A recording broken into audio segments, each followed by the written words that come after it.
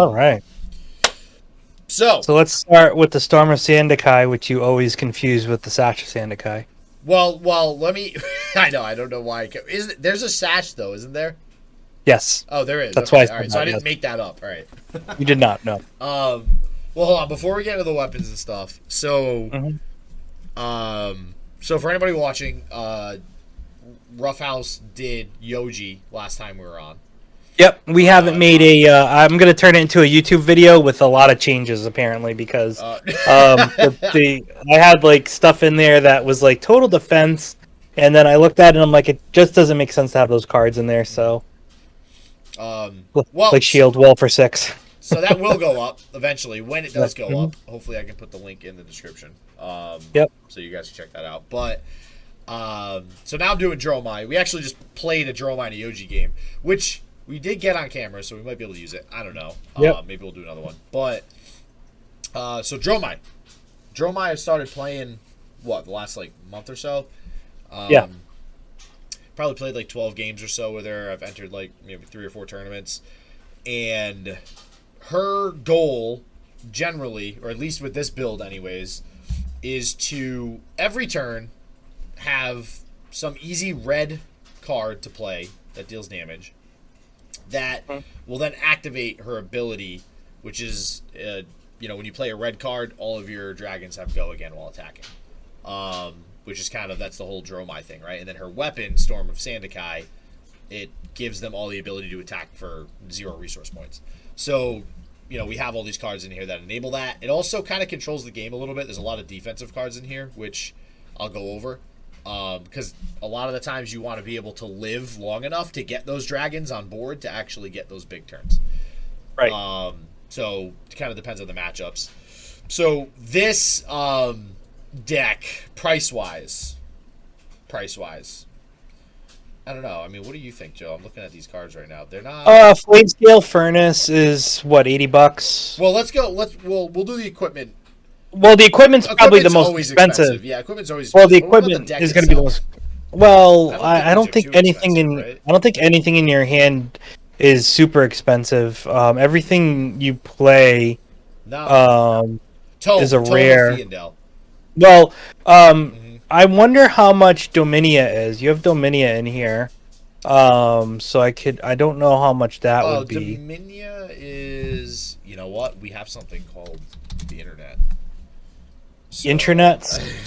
I'm going to go ahead and, so Dominia is, Dominia is like $5 or $7. Okay, so you're saying Tome of Findel is the most expensive card in your deck that's not an equipment? Yep. $9. $9.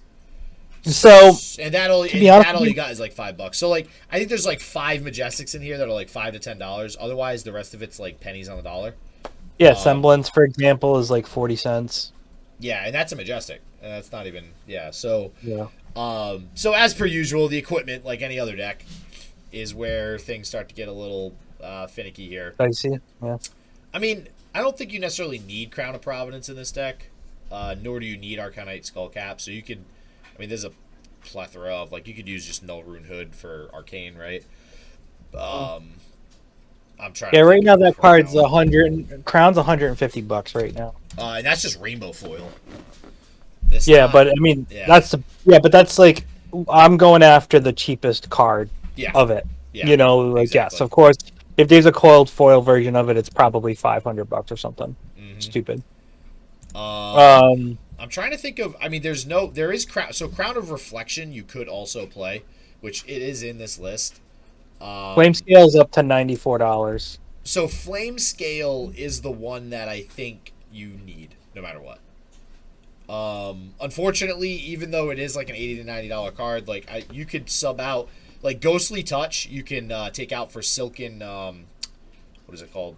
Form. Silken Form, Silken Form, which it just turns one of your ashes into an Ashwing. So Ghostly Touch. Ghostly Touch is only $30 right now.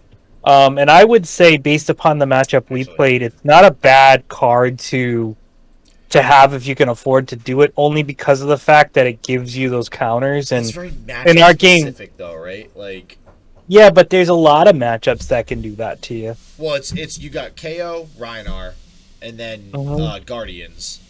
And Yep, so that's that's Bravo, really it. Vada. Yeah, I mean, I can Phantasm you with Dash if I have with a couple of Oh cards. yeah, Throttle, Overpower. yeah. But how many Oh total my is that? god, Like 6 or 7? that's still a decent amount. That's 6 counters on your Ghostly Touch if it gets that far. So, and I mean, honestly, I was gonna say you can get away with not getting Ghostly Touch, but if it's only $30, actually a legendary that's only $30, I'd say you might as well just buy it anyways. Hmm. So there is that. Mage Master boots are cheap. All this other Hmm. stuff is cheap. So Flame Scale, I'd say is the one that you kind of need for this deck. It 90 bucks. enables so many things. So you can actually play, as an example, Sigil of Solace, which is an instant, on your opponent's turn as an instant, and then activate, because Flame Scale is an instant, you can activate Flame Scale on your opponent's turn to make an Ash and pitch, Mhm. whatever for it. Then make it again on your turn, right? And make Yep. more Ash. Like if you're really needing 2 Ash, like let's say you're trying to set up like a Rake the Embers or something like that, right? So just something to think about. I mean, this enables, and it also gets you out of a lot of crappy hands. So when you have, 3 dragons in one hand and then like a blue or something, and you need a way to actually get Ash or get your hand unlocked so that you can create an Ash and then play one of the dragons in your hand. This is a way to do it. Or like if you just have a Ravenous Rabble, right? Like you start your turn off with Right. a Ravenous Rabble, and even though the Rabble costs 0 and you can't pitch for it, now you can just randomly pitch a red in your hand, and now your turn's active. Now you can play a dragon and attack with the dragon. It's one of the reasons why Ravenous Rabble's in here. So Flame Scale is super, super, super important. And then Storm of Sandakai is like, the card I can never remember to bring to a freaking tournament. Right. I literally I played this deck in 3 tournaments before I ever even actually brought my own Storm of Sandakai, and this thing is a token. It's like a penny. I just like kept forgetting about my house. So unfortunately. All right. So that's price wise, if you don't get all this equipment, and you just get the Flame Scale Furnace, I think you're looking at maybe around $100, $120. If you get the entire deck, you're probably looking at closer to like almost 300. 200. Yeah, 250 probably. Yeah, so just keep that in mind. Now, I will say that's probably cheaper than some of the other decks because you're not playing like Heart of Fiendel that some decks might play as a Fabled. So, but it's doable. So, all right, we're gonna go through some of the deck choices. What should we start with, Joe?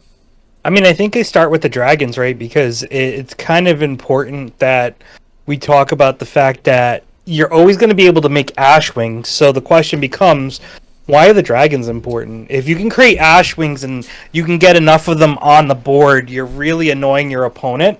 In most cases, Dromais I've seen typically end up getting at least if they survive a decent amount of time, 3 to 4 of these Ashwings on the board, and they're annoyances, but they're annoyances that can cause you more problems if you don't deal with them early enough in the game. Because at the beginning of the game, you always have that type of hubris about you of, oh, I have full health, or I'm at 18, I don't want to burn cards because of that. But then all of a sudden, you're looking at 4 health near the end of the game, and those games are always close. So Dromai could be at 6 or 7 health. You could be at 4 health, and all of a sudden, you have 4 Ashwings on the board, and you have to burn a card for each Ashwing. It's not like it's So Especially now when you're all of a low sudden, health, right? right? So all she needs to do is realistically play a card that could hit for 3 or more. So you'd have to at least block once, and then hit you with the Ash Wings, and all of a sudden you're at 1 health, or maybe you die. If you can't Phantasm it, of course, and that's why some of the Phantasm cards you have in your deck are important, because you'll also try not to Phantasm an attack card because you want to take the dragons off the board. So Yeah, and that's kind of what we did in the Yoji matchup, right? Like I could kind of see Mhm. you thinking of whether or not, like, what did you want to Phantasm? Did you want to waste the Phantasm on a Ashwing, or do you want to save it for one of the actual dragons? Which let's be honest, it's probably going to be saved for one of the actual dragons. But like Mhm. you said, you can't just ignore one damage getting poked every turn. Right, but in the same respect, to counter that, the mistake that I made in that game could have been that I waited for your dragons, because what I could have done in retrospect is I could have phantasmed your Ashwing, and then that would have kept all of my cards on the board, right?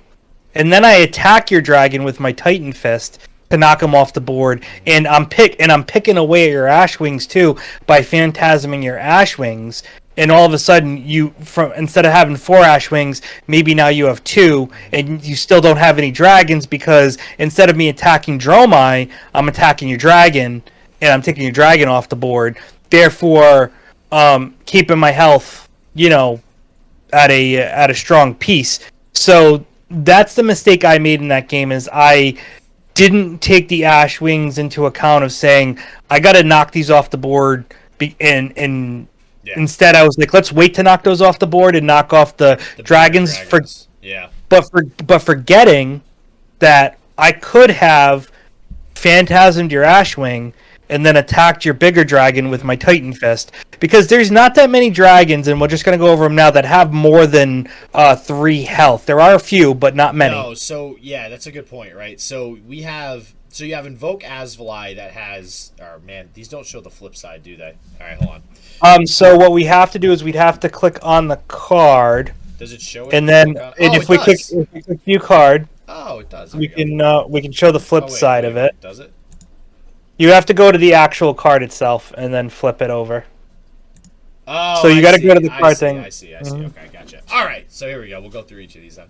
So Asvali has 3 health, so that generally can be killed by most things. Asvali, though, is a pain because it has that arcane damage. So it actually, when I played against Yoji, I almost said Roji. There's a guy named Grandpa Roji that plays Legends of Runeterra, which is literally why I said that. So, but the 1 arcane damage, it made him have to play no rune, right? Yeah. No rune boots. And there's another card that's arcane that we'll go over in a second. But so this can be a pain in the butt for some people, and it puts pressure on the opponent. Then we have Invoke Dromai. So this one's only 2 health, a little bit easier to kill, but this essentially, it kind of ignores Phantasm, right? So one of the big uses of this is similar to another one that we're going to go over. When this attacks, the second that it attacks, it gains an action point.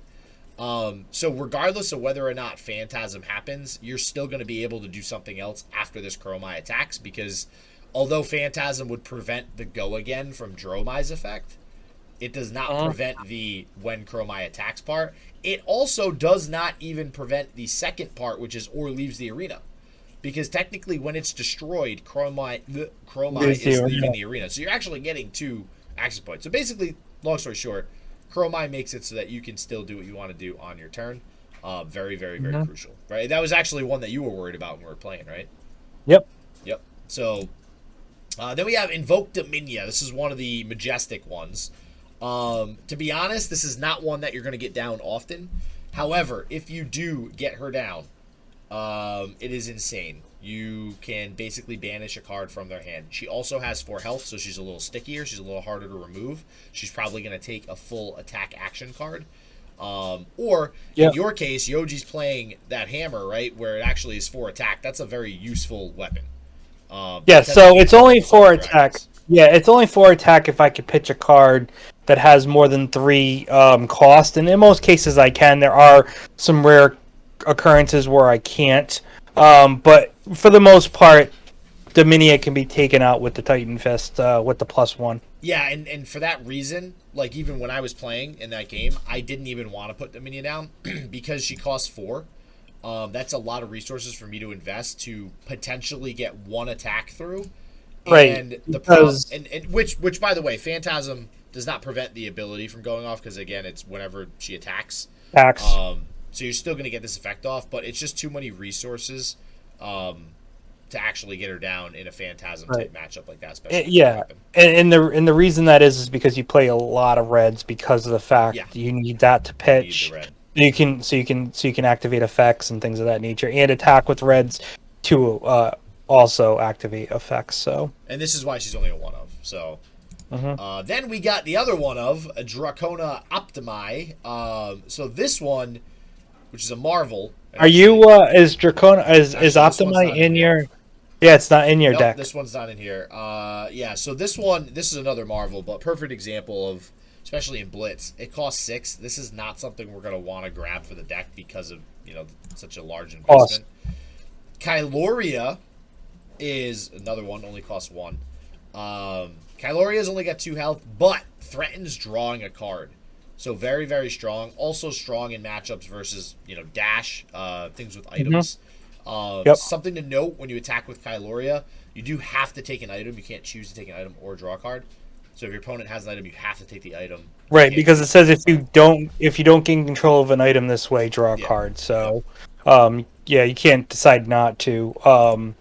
So it really only matters mostly in probably dash matchups for that piece of it. Well, funny enough, if you're playing against Dorinthia, those copper tokens I never use. Well, actually, you know what? Those are items technically. Those are items technically. It prevents them from drawing. Actually, you know what? I also would say that I'm wrong because there's generic items like timestamp. I think the timestamp potion, any potions, energy potion. So those are all potions. So I digress. My mistake there. There are plenty of other ones you can do there. So then we have Miragai, one of my favorite ones. This is a very strong dragon. Miragai, so first off, has 4 health, so hard to kill for a lot of decks. However, your first dragon attack each turn loses and can't gain Phantasm. That is huge, especially in matchups where your opponent has a lot of Phantasm triggers, right? So when you're going up against Brute or Guardian, you're going to want to be able to strategically get these down. And I guarantee your opponent, Bravo, Oldham, Yoji, whoever it is probably going to instantly target Miragai with an attack to get it off the board. Right. Because it's very hard to get around when you can't have those Phantasms. Right, and this is where comboing is important because it looks like a lot of these dragons don't cost a lot to do. They're mostly 1. So if you at least or 0. So if you can pull off getting at least 2 of them off at the same time, that would and that's a question, right? Invoking. Does that cost an action point to invoke them? Yeah. Yep. But you get go again for transforming them. Well. So when you play it, you're using an action point, right?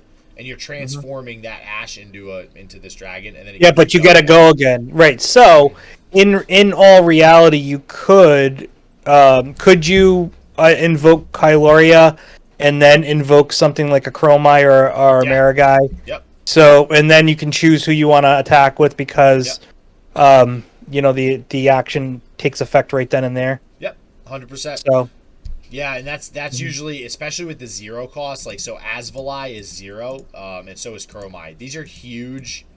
These are huge mainly for the reason that if you already have dragons on the board, later on in the game, you could, let's say, block with your whole hand, and you just have an Asvalai left in hand, but you have a bunch of dragons on board.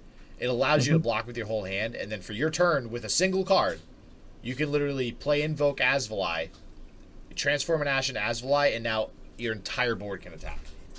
Just from 1 card, and that's really, really, really strong. Yep. And then we have Necria, which we don't play in this deck, because it just creates Ash tokens. It's not something we're trying to do in a Blitz deck. Weavia, same thing. We're not really trying to create many Ash Wings. You might play this versus Arcane, something like that, just to get, because again, all these Ash Wings have Arcane Barrier. But again, not something that we're looking to do. And that's it. Oh yeah, that's right. They released Invoke Soraya. So, Vincerikai didn't even pop up. So I figured one of them was missing. All right. Well, 2 of them. You still have to talk about Yendrai. Oh, and Yenderai. I don't know why those didn't pop up. Oh, was it in alphabetical order? I think in mine it is. Okay. So, yeah, I should have kept going after Soraya. The Soraya messed me up. All right. So, Thamai, we do not play. This is really to tech against Icelander. So, we don't really have a need for that in Blitz. Unless you have a lot of Icelander near you, then maybe you want to. Tumultai, we also do not play. This is one of the bigger ones. So are you not talking about the other dragons? Oh, no, that you have? Are you skipping through the other ones? Yeah. Okay. Now, Vincerakai. That's a 1 in your deck. Vincerakai, we do play. This thing is amazing. It's a glass cannon, right? It only has 1 health. 1 health. But holy wow, he represents 9 damage if he hits.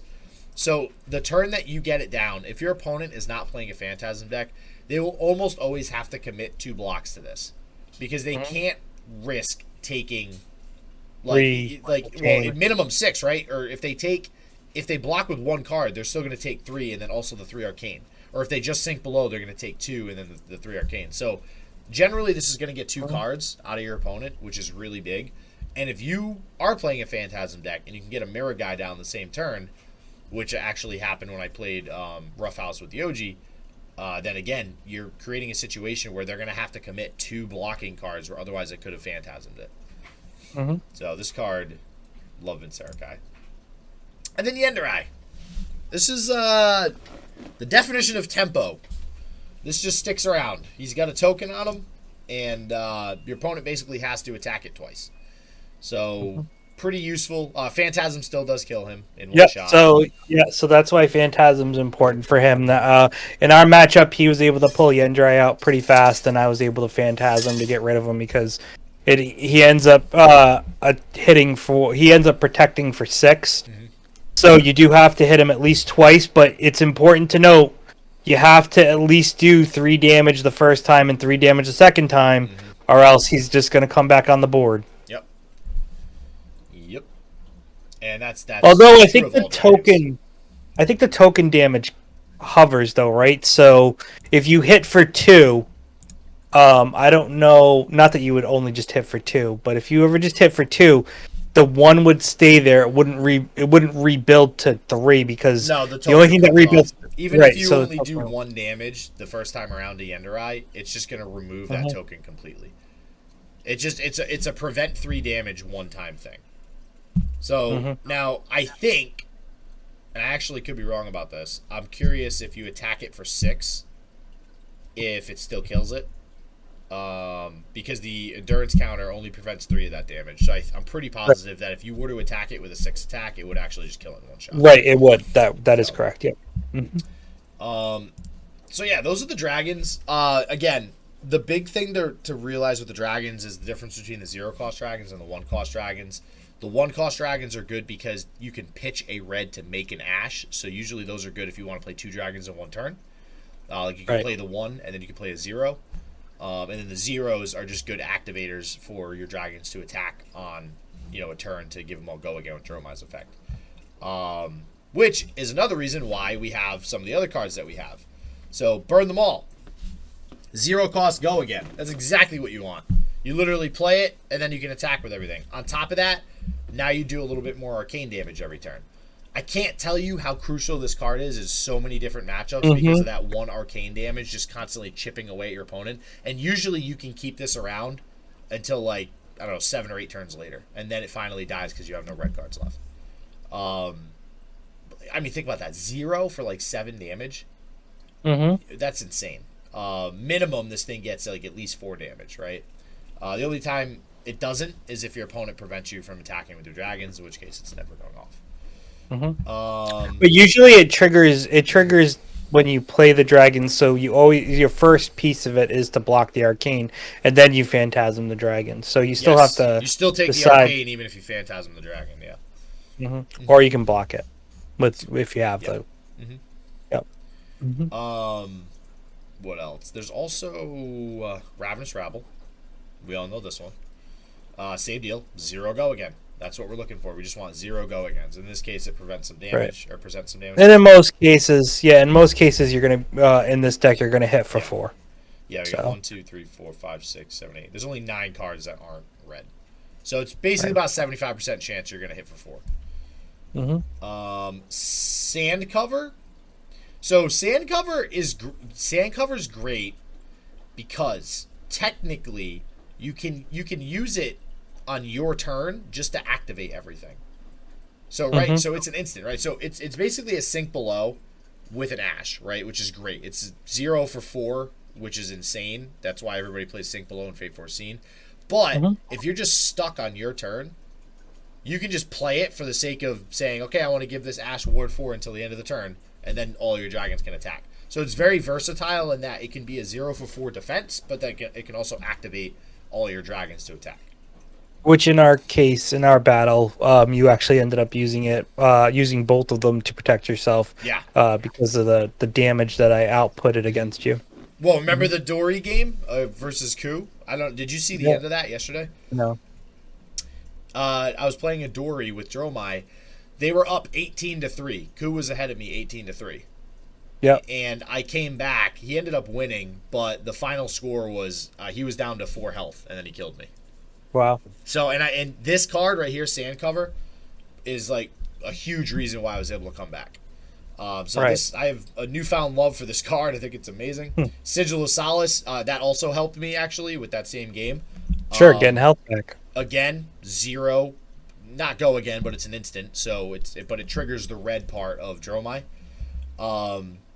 Sink Below, another 0 cost card. You're not gonna play it on your turn. But something to note is that when you play this on your opponent's turn, you can actually then trigger Flamescale Furnace because Flamescale requires you to play a red card, and playing this on your opponent's turn counts as playing a red card.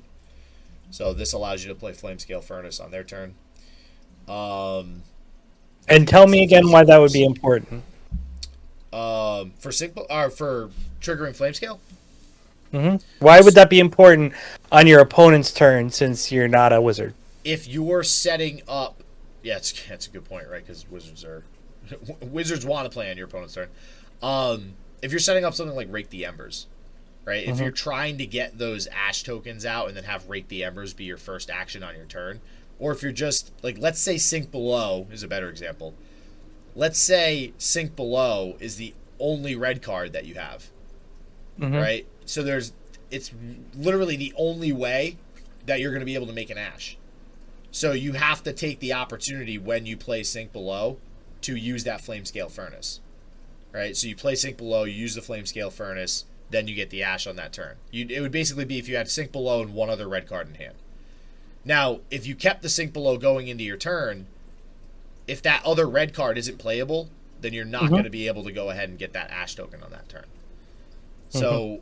it just is another way to think about when to create those Ash tokens, and it makes it, again, so that you're not locking yourself out of your hand with dragons and stuff like that. So that's all the 0 cost kind of activators.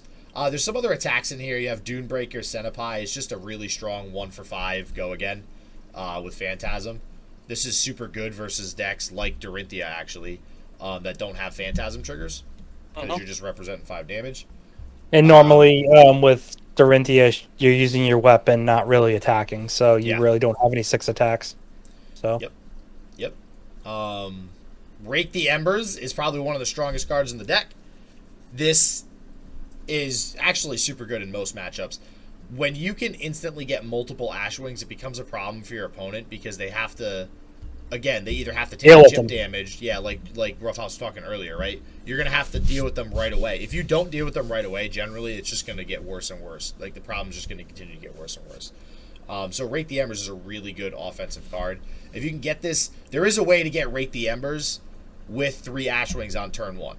Like, you can play, I'm trying to think of the cards in my head. If you play Ravenous Rabble, and then you play Rake... No, you have to play Ravenous Rabble and then another red cost card, and then Rake, pitching another red, and then you'd have 2 Ash tokens. Rake would create the 3rd, and then transform all 3. The Ash token that you create with Rake does get included in the 3 that you can transform. Spears of Serality, again, just 1 for 5 go again. Literally the same thing, just more offensive. Sweeping Blow, 1 for 3 go again. And again, keep in mind... What did you say? And I mean, those are the types of things you're looking for, right? You're looking for those quick hits, not having to pay a lot for them because you're building a lot of red. So you need a 1 pitch to do it, and that's the most important part. And this is another reason why Flamescale is so important, right? Because now all of a sudden you could have pitched 3 reds, and you have you activate Flamescale. Guess what? Now you have 4. I have 4 resources to maybe that's how maybe you play out well, you talk about Dominia and burning all that stuff out. You could technically play out a hand, pitch, red, have Dominia in your arsenal, and have the 4 and at least bring her into the board for the next turn. Yeah, no, you're 100% right. That flame scale, it enables you to play sometimes that 3rd or 4th dragon in a single turn if you have like a huge hand, which is pretty crazy. So Sweeping Blow also creates an Ash, which is good if you're stuck on Ash. That all you got is just teched in here as a little bit more defense for the Fi matchup, which can be a pain in the ass, or any other matchups where they have some smaller attacks in there. Tome of Fiendel.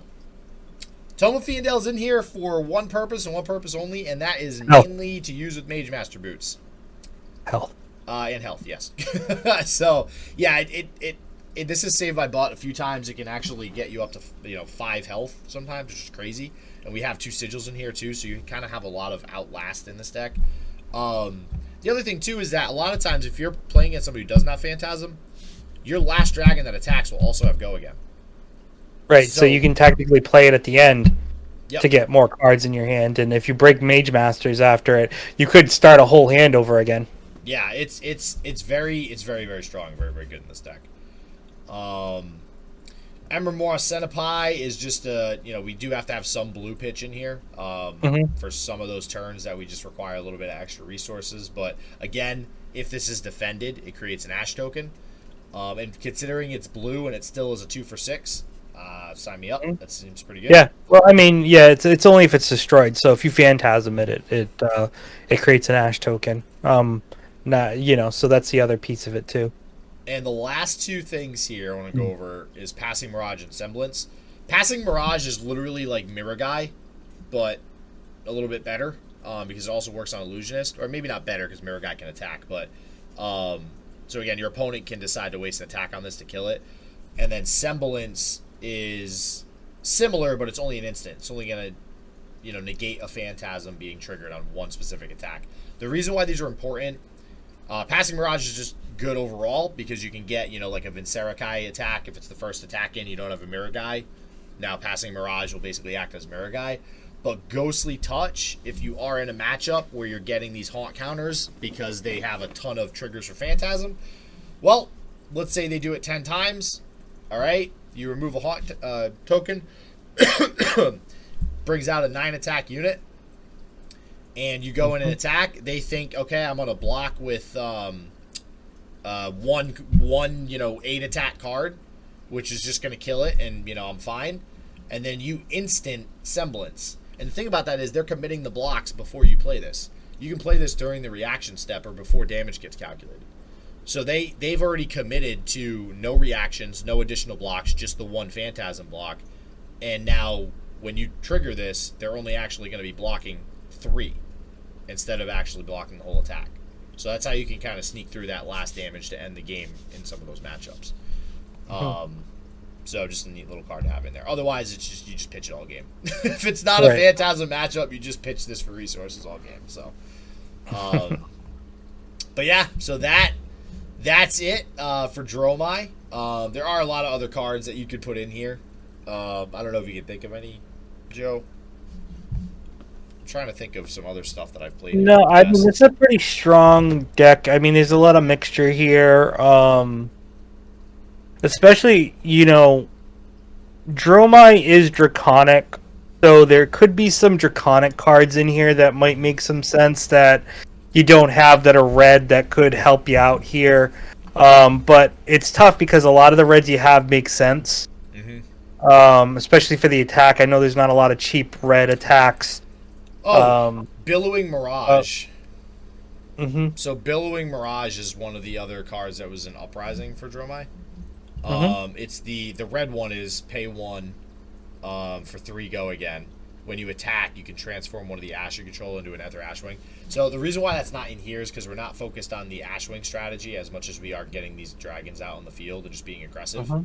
I'd rather have something like Sweeping Blow that actually creates an Ash, as opposed to turning an Ash into an Ashwing, because I don't want to waste an Ash on an Ashwing if I don't have to. Right, you'd rather try to have it there for your dragons. Yeah, exactly. So, you know, and there's some other generic stuff that you could probably swap in here. But is that all you got? Does not necessarily need to be in this deck. This is just in there because personally, I like it for the aggressive matchups. I know there's a ton of people that play Fi around us, so that matchup kind of sucks a little bit. So I might even play 2 of these. But yeah, I love this deck. I think it's super fun. I played Dorinthia first, and I'm really starting to like Dromai a lot. So yeah, no, it's definitely a great card. These are definitely a great deck, and it survived my Yoji deck. So and it's beaten my it's beaten my Dash deck on a couple of occasions. So it definitely has its merit for sure. Oh yeah, I honestly think Dromai is going to be good in the upcoming tournaments and stuff too, like the Pro Quests and stuff that are happening soon. Yeah, I agree with you. So I'm curious to see how those I go. completely and totally agree with you on that. But that's it for this deck. So if you guys want to play it, go for it. And I'll try it out. Link below.